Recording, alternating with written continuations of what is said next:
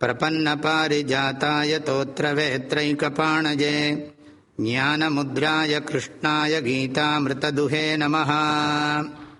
ஸ்ரீமத்பகவத்கீதா ஸ்துதி, ஸ்ரீ வேதவியாச ஸ்துதி, ஸ்ரீ பகவான் கிருஷ்ணருடைய ஸ்துதி, இந்த 3 ஸ்லோகங்களுக்கும் அர்த்தமெல்லாம் பார்த்துட்டோம். இப்போ 4வதாக ஒரு ஸ்லோகம் இருக்கிறது. ஸ்ரீமத் பகவத்கீதை பசுமாட்டிலிருந்து பெறக்கூடிய பாலோடு ஒப்பிடப்படுகிறது. கடைசியாக நம்ம ஸ்லோகத்தில் பார்த்தோம், கீதாமிருத துஹே நமஹ. கீதை என்கின்ற அமுதத்தை கறந்த கிருஷ்ணனுக்கு நமஸ்காரம்னு சொன்னோம். அந்த கீதாமிருத துஹ், அதாவது கீதாமிருதத்தை கறந்தவன் கிருஷ்ணன் என்பதை சற்று விரிவாக இந்த ஸ்லோகம் விளக்குகிறது. பகவத்கீதையினுடைய ஸ்வரூபம், தன்மை எத்தகைய சிறப்பு மிக்கது என்பதை வரக்கூடிய தியான ஸ்லோகம் விளக்குகிறது. சர்வோபனிஷதோ காவஹ தோக்தா கோபாலநந்தனஹ பார்த்தோ வத்ஸ சுதீர் போக்தா துக்தம் கீதாமிருதம் மஹத். இப்போ நாம் உலக வாழ்க்கையில் பார்க்குறோம், பால் வேணும்னா அது பசுமாட்டிருந்து தான் கிடைக்கணும். அப்போ பசுமாடு வேணும். பசுமாடு கன்று போட்டால் தான் பால் கறக்கும். அது மாத்திரமில்லை, கன்றுக்குட்டியை வச்சுட்டு தான் நம்ம பாலை கறக்க முடியும். பெரும்பாலும் அந்த காலத்தில் கூட கண்ணுக்குட்டியை செத்து போயிடுதுனா கூட கண்ணுக்குட்டி மாதிரி ஒரு ரூபத்தை பண்ணி பக்கத்தில் வச்சுட்டு தான் பால் கறக்கிற வழக்கம். இன்றைக்கு மாடர்ன் டெக்னாலஜிலாம் வித்தியாசங்கள் இருக்கலாம், இருந்தாலும் கன்றுக்குட்டியை முன்னால் வச்சுருந்து பறக்கிறது தான் சம்பிரதாயம். அந்த பாலை கறக்கிறதுக்கு ஒருத்தர் இருப்பார், அந்த பாலை சாப்பிட்றதுக்கும் ஜனங்கள் இருப்பாங்க. பசுமாடு, கன்றுக்குட்டி, பாலை கறக்கிறவன், அந்த பாலை சாப்பிடுகிறவர்கள், இதெல்லாம் சேர்த்து வச்சு இந்த ஸ்லோகம் ரொம்ப அழகாக சொல்லுகிறது. இந்த பகவத்கீதைங்கிற பால் எந்த பசுவிலிருந்து வருகிறதுனா உபனிஷத்துக்கள் அப்படிங்கிற பசுக்கள்லேருந்து வருகிறது. சர்வா உபனிஷதா காவஹா, எல்லா உபனிஷத்துக்களையும் பசுக்களாக கொண்டிருக்கிறது. ஸ்ரீமத் பகவத்கீதை உபனிஷத்தினுடைய சாரம்.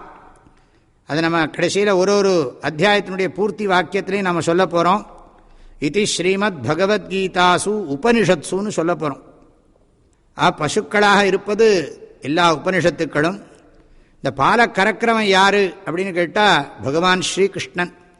இந்த உபனிஷத்துக்களுடைய சாரத்தை எல்லாம் எடுத்துத்தான் நமக்கு கொடுத்துருக்கான் பகவான் ஸ்ரீகிருஷ்ணன். தோக்தா கோபால நந்தனஹா. தோக்தான்னா பாலை கறக்கிறவன். கோபால நந்தனன்னு சொன்னால், கோன்னா பசு, பாலன்னா காப்பாற்றுறவன், நந்தனன்னா சந்தோஷத்தை கொடுக்குறவன். பசுமாட்டுகளை பாதுகாத்து பசுமாடுகளுக்கு சந்தோஷம் கொடுக்குறவன்னு அர்த்தம் இருக்குது. சமஸ்த ஜீவராசிகளையும் பாதுகாத்து இந்த ஜீவராசிகளுக்கு ஆனந்தத்தை கொடுக்கிறவன் பகவான் ஸ்ரீகிருஷ்ணன். அந்த அர்த்தத்திலையும் சொல்லி இருக்கிறது. பார்த்தோ வத்ஸஹ. வத்ஸஹனா கன்றுக்குட்டி. கன்றுக்குட்டி யாருன்னு கேட்டால் அர்ஜுனன் தான். அர்ஜுனனுக்கு இன்னொரு பேர் பார்த்தன்னு பேர்.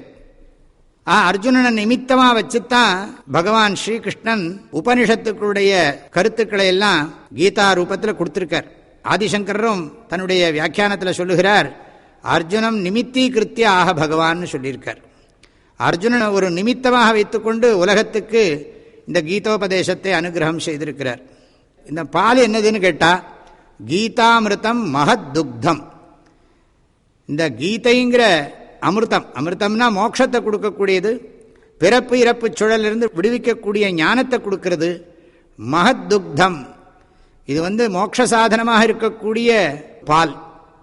ஆகவே இந்த பால் என்பது இங்கே பகவத்கீதை, பசுக்கள் என்பது இங்கே உபனிஷத்து, பாலை கறப்பவன் என்பது இங்கே பகவான் கண்ணன், கன்றுக்குட்டி என்பது இங்கே அர்ஜுனன்.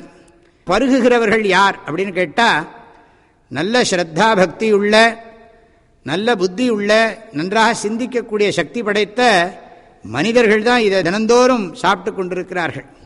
இந்த கற்பவை கற்போம் நிகழ்ச்சியில் யாரெல்லாம் ரொம்ப சந்தோஷமாக இந்த கீதா சாஸ்திரத்தை கேட்டுக்கொண்டிருக்கிறீர்களோ அவர்களெல்லாம் குறிக்கக்கூடியதாகவும் கூட இதை சொல்லலாம். சுதீஹி போக்தா.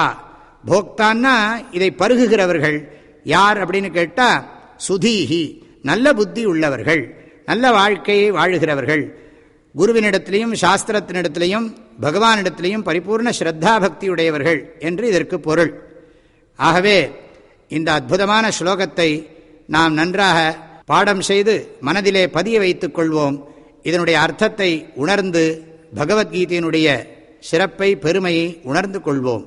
சர்வோபனிஷதோ காவஹ தோக்தா கோபாலநந்தனஹ பார்த்தோ வத்ஸ சுதீர் போக்தா துக்தம் கீதாமிருதம் மஹத். அனைவருக்கும் மனமார்ந்த நல்வாழ்த்துக்கள், பரிபூர்ண ஆசீர்வாதங்கள். ஹரி ஓம்.